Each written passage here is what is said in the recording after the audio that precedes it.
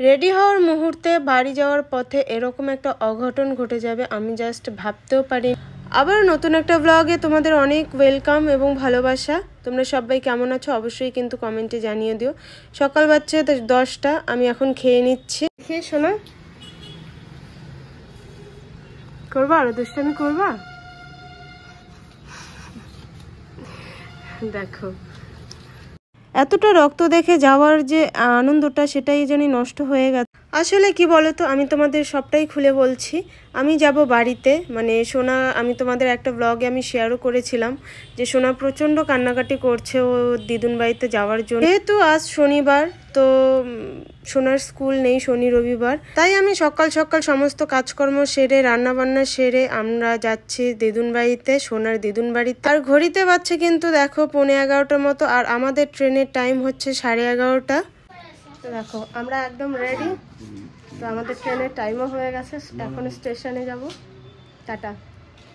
আর আমাদের ট্রেন ছিল আলিপুর জংশন থেকে, আর আলিপুর থেকে জংশনে যেতে মোটামুটি 15 থেকে 20 মিনিট টাইম লাগে। তো যাই হোক, বলতে বলতে তোমাদের অনেক কিছুই বলে ফেললাম। এখন আমরা চলে এসেছি জংশন স্টেশনে। তো মেন যেটা কথা সেটাই আমি তোমাদের বলতেই ভুলে গেছি। দেখো, তো সোনাকে আমি রেডি করিয়ে দিয়ে আমি রেডি হচ্ছিলাম, সেই মুহূর্তে দেখো সোনা খেলতে খেলতে একটা অঘটন করে ফেলেছে। অঘটনটা করেছে সেটা হলো রেজার দিয়ে, জানি না ও কিভাবে ওর নিজের ঠোঁটে কেটেছে। আমি সেটা মানে পুরো অবাক হয়ে গেছে। আর এতটা পরিমাণে রক্ত ছিল যেটা বলার বাইরে। বাচ্চাদের তো একটু ছুলে গেলে পরে প্রচন্ড পরিমাণে রক্ত বের হয়। আর তোমাদের দাদা দেখো আমাকে বারবার বলে ঠিকভাবে খেয়াল রেখো। তুলা দিয়ে মুছাই দেবো।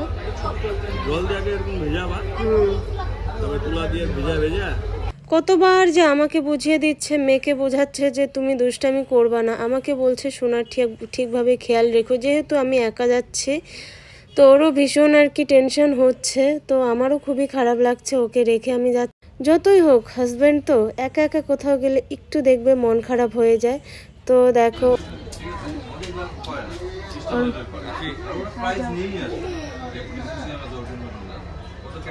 আর মেয়েকে দেখো বারবার বোঝাচ্ছে তুমি কিন্তু দুষ্টামি করবা না। আর দেখো কথা বলতে বলতে আমাদের ট্রেনও কিন্তু ছেড়ে দিয়েছে। সোনা তো প্রথমে ভাবতে পারিনি যে ওর বাবাও যাবে না, তোমরা একটু পরেই দেখতে পারবে ও প্রচণ্ড বাবার আর কি খোঁজ করছে। তো যাই হোক, ওকে পুতুলটা দিয়ে আর কি চুপ করিয়ে রেখেছে। আর সোনা যেহেতু অত সকালে ভাত খায়নি ঠিকভাবে, সেই জন্যই দেখো আমি বাইরে থেকে করে এনেছিলাম ওর জন্য সেমাই। তো ট্রেনে বসে বসে ওটাই এখন খাবার। আর এদিকে দেখো 12:10 12:05 মধ্যে ট্রেন কিন্তু নিকুচবিহারেও আর কি ঢুকে গেছে। একটু সময় দাঁড়িয়েছে।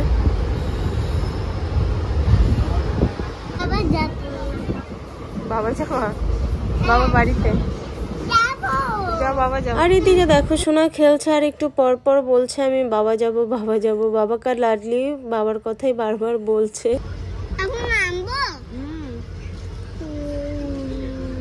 তো ফাইনালি গাইজ দেখো আমরা চলে এসেছি দিনাটা স্টেশনে। আমি কিন্তু নেমেও গেছি। তো এখন অটো ধরে যাব বাড়িতে। আর দিনাটা থেকে আমার বাড়ি কিন্তু মোটামুটি 12 কিলোমিটার। তো টোটো করেই যাচ্ছি। তো গুড ইভিনিং বন্ধুরা, দেখো অনেকক্ষণ পর তোমাদের সামনে এসেছি। সেই যে ট্রেনে তোমাদের দেখা হয়েছিল, দেখা তো এখন দেখো বাড়িতেও চলে এসেছি। হ্যাঁ, তো এখন সন্ধ্যা হয়ে গেছে। তো মেয়েকে খাওয়াবো। এই যে দেখো এখানে নিয়েছি দুধ নিয়েছি আর টোস্ট নিয়েছি। হ্যাঁ, আর এদিকে আমরা মা নেই, মা একটু কাজে গেছে বলতে ওই দর্জির ওখানে গেছে, টেইলারের ওইখানে। তো চাটা আমি করলাম। তো দেখো এখানে দুধ চা আর একটা কি বাবা নিয়ে এসছে মিষ্টি মিষ্টি, বেশ কিন্তু ভালো লাগে। তো সোনাকেও খাওয়াবো, আমরাও খাবো। আমি আর বোন আছি বাড়িতে, আর সোনা ভাইও গেছে দোকানে। সোনা লেগে যাবে কিন্তু। তো চলো, ব্লগটা তোমাদের কেমন লাগলো অবশ্যই কিন্তু কমেন্টে জানাবে। দেখা হচ্ছে নেক্সট ব্লগে।